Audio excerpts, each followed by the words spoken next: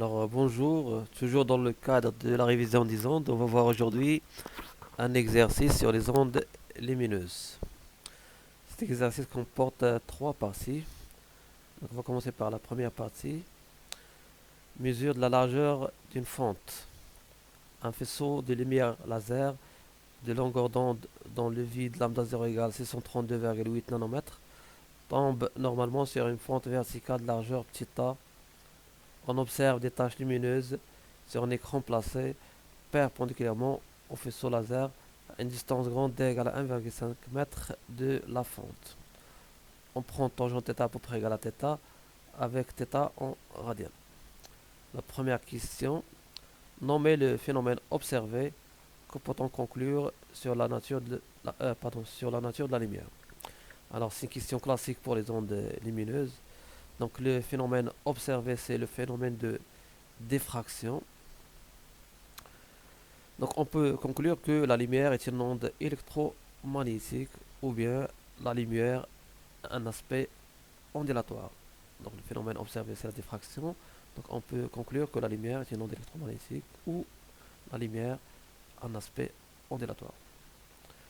Deuxième question, soit grand L la largeur de la tâche centrale, établir l'expression de petit a en fonction de grand D lambda 0 et grand L. Alors on a d'après la figure tangente θ qui est égal au côté opposé sur l'adjacent. Côté opposé c'est L sur 2, l'adjacent c'est grand D. Donc on a tangente θ égale à L sur 2 divisé par D, donc tangente θ égale à L sur 2D. Avec l'approximation tangente θ à peu près égale à θ, donc on obtient θ égale à L sur 2D. Ça d'une part. D'autre part, on a θ égale lambda 0 sur A, d'où L sur 2D égale lambda 0 sur A. Donc θ égale 2D lambda 0 sur grand L. Troisième question, sachant que grand L égale 6,3 mm, calculer la largeur θ de la fente utilisée. Alors on va fixer l'application numérique. Donc A égale 2 fois D lambda 0 sur L. Donc c'est 2 fois D c'est 1,5 m. Lambda 0 c'est 632,8 nanomètres. On va la convertir en mètres. On rappelle que nano c'est 10 moins 9. Donc le nano c'est 10 puissance moins 9. Et L 6,3 cm. On va la convertir en mètres. Donc 6,3 10 moins 2. Donc ça fait 3,01 10 moins 4 mètres. Donc la largeur de la fente A égale 3,01 10 moins 4 mètres. Ça c'est pour la première partie. La deuxième partie, mesure de l'indice de l'eau. On plonge le dispositif mentionné dans la partie grand 1 dans l'eau d'indice de réfraction petit n. On conserve la même source laser. On garde les mêmes valeurs de grand D et de petit a. On trouve que la largeur de la tâche centrale est L' égale à 4,7 mm. Première question. Établir l'expression de l'indice de réfraction petit n de l'eau en fonction de grand L et L' et calculer sa valeur. Alors on a l'indice de réfraction par définition petit n égale C sur V, avec C c'est la célérité de l'onde lumineuse dans le vide ou bien dans l'air, et V c'est la célérité dans le milieu transparent, et C c'est l'eau. Donc n égale C c'est lambda 0 fois nu, et V c'est lambda fois nu. Sachant bien sûr que la fréquence elle est indépendante du milieu de propagation, donc l'onde lumineuse va garder la même fréquence que ce soit dans l'air ou dans l'eau. Donc on simplifie par nu, donc n égale lambda 0 sur lambda. Ça d'une part. D'autre part, d'après l'expression déjà établie dans la question 2, lambda c'est A fois L sur 2D. Pardon, lambda 0 c'est A fois L sur 2D. Et de même pour lambda c'est A fois L' sur 2D.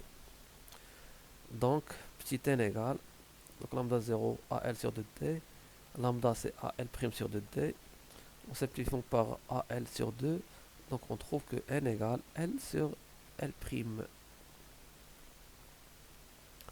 Application numérique, donc on a L qui est égal à 6,3 mm et L' égale 4,7 mm, donc n égale 1,34. Donc bien sûr, ici on n'a pas converti le millimètre en mètre, puisqu'on a ici un rapport, donc laissé L en millimètres et L' en millimètres simplifié, donc on obtient 1,34. On rappelle que l'indice de réfraction, bien sûr, c'est une constante positive qui est toujours supérieure ou égale à 1. Elle est égale à 1 pour l'air. C'est grandeur, bien sûr, sans unité. Question 3. Pardon, question 2 plutôt. Calculer la célérité V et la longueur d'onde lambda de la lumière laser dans l'eau. Alors, on a N égale à C sur V. Donc, V égale C sur N. Donc, application numérique. C, c'est 3 10 puissance 8. N, c'est 1,38. Donc, ça fait 2,23 10 puissance 8 mètres par seconde. Donc, c'est la célérité de l'onde lumineuse dans l'eau. Pour la longueur d'onde, on a N égale lambda 0 sur lambda. On a déjà établi cette expression dans la question 1. Donc lambda égale lambda 0 sur N. Application numérique. Donc lambda égale lambda 0 c'est 632,8 nanomètres. Ça fait 632,8 en mètres. Que divise petit n qu'on a déjà calculé, c'est 1,34. Donc ça fait 472,2 mètres. Ou bien donc 472,2 nanomètres.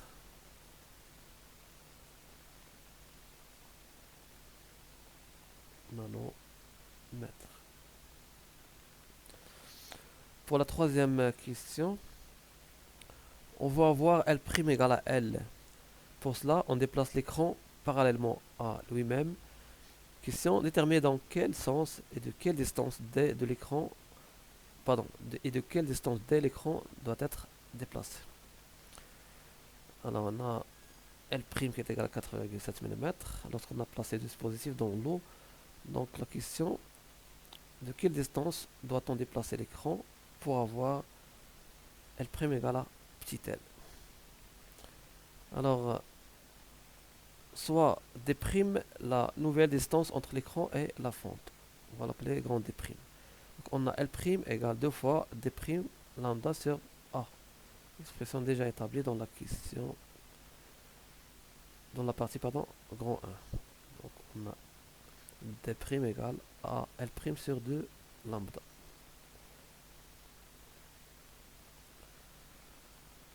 Donc on a L' qui est égal 2 fois D' sur lambda sur A, avec L égale à L', donc L égale 2 fois D' lambda sur A, d'où D' égale à L sur 2 lambda. Donc la nouvelle distance entre l'écran et la fente est D' égale à L sur 2 lambda. Donc application numérique, A c'est 3,01 puisqu'on n'a pas changé la valeur de A. L c'est 6,3 mm, donc ça fait 6,3 mètres sur 2 lambda, 2 fois 472,2 ça fait 2 mètres. Donc pour avoir L égale à L', il faut que la distance entre l'écran et la fente soit égale à 2 mètres. Alors on a déjà D égale à 1,5 mètres. Donc il faut éloigner l'écran de la fente avec une distance petit d qui est égale à D' moins petit d. Donc on a D' qui est supérieur à D. Donc il faut éloigner l'écran de la fente d'une distance d égale D' moins d égale 2 moins 1,5, ça fait 0,5 mètres. Donc pour avoir la largeur de la tâche centrale L' égale à L, il faut éloigner l'écran d'une distance d égale 0,5 mètres. Donc la partie grande 3, la partie QCM. Un faisceau laser émettant une radiation monochromatique de longueur d'onde lambda 1 égale 490 nanomètres est envoyé vers un fil d'épaisseur petit a sur un écran grand E placé à une distance d de la fente. On observe une figure constituée de taches lumineuses. La largeur de la tache centrale est grand L égale 2 cm. on donne la vitesse de propagation de la lumière dans le vide, c'est égal à 3 10 puissance 8 mètres par seconde. Tangente θ à peu près égale à θ. Alors choisir la réponse juste parmi les propositions suivantes. Alors la première proposition, pardon, la première question, le phénomène observé, c'est bien sûr c'est la diffraction. Donc la réponse est B. Donc on remarque l'apparition des taches lumineuses sur l'écran, donc c'est la diffraction. Question 2, l'expression de l'écart angulaire θ en fonction de L et D, si θ est très petite. Et alors on a tangente θ qui est égale L sur 2 sur petit grand D. Donc on l'a déjà établi dans le passé grand 1. Donc tangente θ égale L sur 2D avec tangente θ égale à peu près égale à θ. Donc θ égale à L sur 2D. Donc la réponse juste c'est A. Donc la réponse juste c'est A. Troisième question. Une étude expérimentale par le même montage précédent nous a permis de tracer les courbes représentant grand L en fonction de 1 sur A. La largeur de la tache centrale en fonction de l'inverse de la largeur de la fente. Pour deux longueurs d'onde, lambda 2 et lambda 1. Lambda 1 c'est déjà donné, c'est 490 nanomètres. Pardon, pour deux longueurs d'onde, lambda 2 et lambda 1. La figure 3 c'est contre, pardon, tel que lambda 2 est supérieur à lambda 1. Alors, on répète la question, pardon. Une étude expérimentale par le même montage précédent nous a permis de tracer les courbes représentant L en fonction de 1 sur A pour deux longueurs d'onde, lambda 2 et lambda 1. La figure 3 c'est contre, tel que lambda 2 est supérieur à lambda 1. C'est entre parenthèses la figure 3 c'est contre. Alors, la valeur de la longueur d'onde lambda 2 est. Donc, il faut calculer la valeur de la longueur d'onde lambda 2, sachant que lambda 1 égale à 490 nanomètres. Alors, question 3.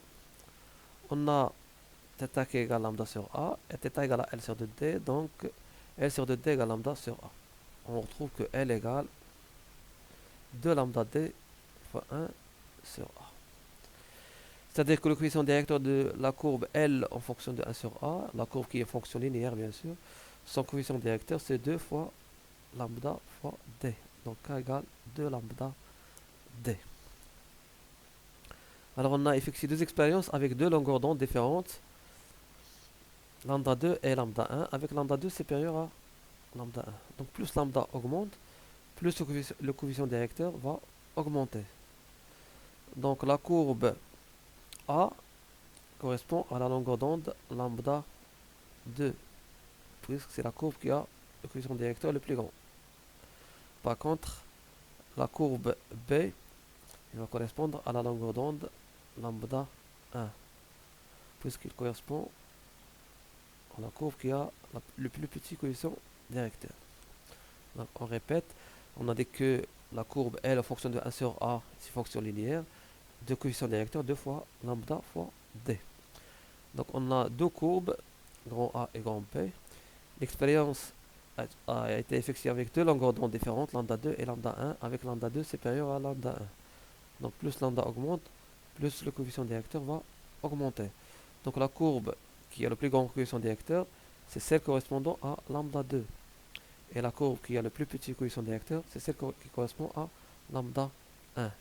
Donc d'après la figure, la courbe qui a le plus grand coefficient directeur, c'est A. Donc lambda 2, pardon, la courbe A correspond à l'expérience effectuée avec lambda 2.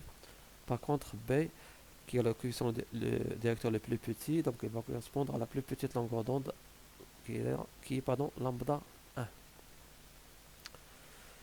Donc on a lambda 2 supérieur à lambda 1, donc K2 supérieur à K1. Donc K2, le coefficient directeur correspondant à lambda 2, c'est Ka de la courbe A, égale 2 fois lambda 2 fois D. Et le coefficient directeur K1, qui correspond à la longueur d'onde lambda 1, égale KB, le coefficient directeur de la courbe B, égale 2 fois lambda 1 fois D. D'où, en divisant Ka sur Kb, on obtient Ka sur Kb égale lambda 2 sur lambda 1. De D simplifié. D'où lambda 2 égale lambda 1. Lambda 2 égale lambda 1 fois K1 sur, pardon, fois Ka sur Kb. Avec Ka, le coefficient directeur de la courbe A, dans la courbe A, le coefficient directeur, donc on va prendre ce point et celui-ci. Donc c'est 2 moins 0, 2 10 moins 2 bien sûr, il faut la convertir en mètres. 2 10 moins 2 moins 0 sur 1 10 puissance 4 moins 0. Donc le coefficient directeur de la courbe A, Ka. Donc c'est 2 10 moins 2 moins 0 sur 1 10 puissance 4 moins 0, ça fait 2 10 moins 6 mètres au carré. Et le coefficient directeur de la courbe B, Kb, donc on va prendre le premier point, l'origine, et ce deuxième point, celui-ci. Donc le coefficient directeur Kb, c'est 2 10 moins 2 moins 0, que divise, ici donc c'est 1,5 10 puissance 4. Donc c'est 2 10 moins 2 sur 1,5 10 puissance 4. Ça fait 4 tiers 10 moins 6 mètres au carré. D'où lambda 2 égale. Donc on va laisser lambda 1 en nanomètres et calculer lambda 2 en nanomètres. Donc c'est 490 fois Ka qui est égal à 2 10 moins 6 sur Kb 4 tiers 10 moins 6. Donc ça fait 735 nanomètres. Donc c'est la réponse C qui est juste. La proposition juste, c'est la proposition C. 735 nanomètres.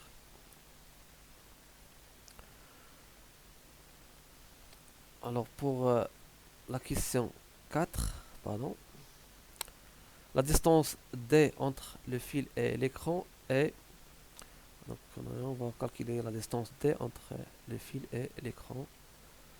Alors on a Kb, le coefficient directeur de la courbe B, est égal à K1 égale à 2 fois lambda 1 fois D. D'où D égale Kb sur 2 fois lambda 1. Donc c'est 4 tiers 10 moins 6 sur 2 fois 490 10 moins 6, ça fait 1,36 mètres. Donc c'est la réponse A qui est juste pour la question 4. La remarque, on a ici calculé grand D à partir du coefficient directeur Kb. On peut aussi le calculer à partir du coefficient directeur Ka. Donc Ka, grand D, c'est Ka sur 2 fois lambda D. Mais, mais on a choisi ici lambda 1, c'est plus sûr puisque lambda 1, elle est donnée par l'énoncé, alors que lambda 2, on l'a déjà calculé. C'est-à-dire que si le calcul qui a été effectué pour lambda 2 était faux, donc automatiquement, la réponse à la question 4 sera fausse. Donc pour éviter ceci, donc on a pris K2 puisque on a pris KB puisque lambda 1 elle est déjà donnée par l'énoncé. Donc on est sûr de faire les calculs justes. C'est entre parenthèses. Alors la dernière question, cinquième question, pardon. Le tableau suivant donne le domaine des fréquences visibles de la lumière blanche. La couleur des deux rayons laser utilisés dans l'expérience est. Donc il faut choisir les couleurs utilisées dans l'expérience. Donc pour répondre à cette question, on va tout d'abord calculer les fréquences correspondant aux deux radiations de longueur d'onde lambda 1 et lambda 2. Donc on a C égale lambda fois nu, donc la fréquence nu égale C sur lambda. Bien sûr, ici l'expérience a été effectuée dans l'air, donc on a choisi la célérité dans l'air, c'est C. Donc la fréquence qui correspond à la première radiation, nu1, c'est C sur lambda 1. Et la fréquence qui correspond à la deuxième radiation, mu2 égale C sur lambda 2. Donc les applications numériques, on a nu1 égale 3 10 puissance 8 sur 490 10 moins 9, ça fait 6,12 10 puissance 14 Hz. Et la fréquence mu2 de la deuxième radiation de longueur d'onde lambda 2, c'est 3 10 puissance 8 sur 735 10 moins 9, ça fait 4,08 10 puissance 14 Hz. Donc la première radiation 4,08 10 puissance 14 Hz. Et pour la deuxième radiation, on a 6,12 10 puissance 14 Hz. Donc d'après les données, donc 4,08, donc c'est le rouge. Donc, la radiation 2 c'est le rouge. Et pour le 6,12 10 puissance 14, ici on a la fréquence en 10 puissance 14 Hz. Donc on a pardon 6,12, c'est-à-dire qu'on est dans ce domaine. Donc c'est une radiation bleue. Donc les couleurs des deux rayons laser utilisés sont le bleu et le rouge. C'est la réponse C qui est la réponse juste. Et ainsi se termine cet exercice sur les ondes lumineuses. On se retrouve bientôt dans la deuxième partie nucléaire avec d'autres exercices de révision. Merci de votre attention et à bientôt.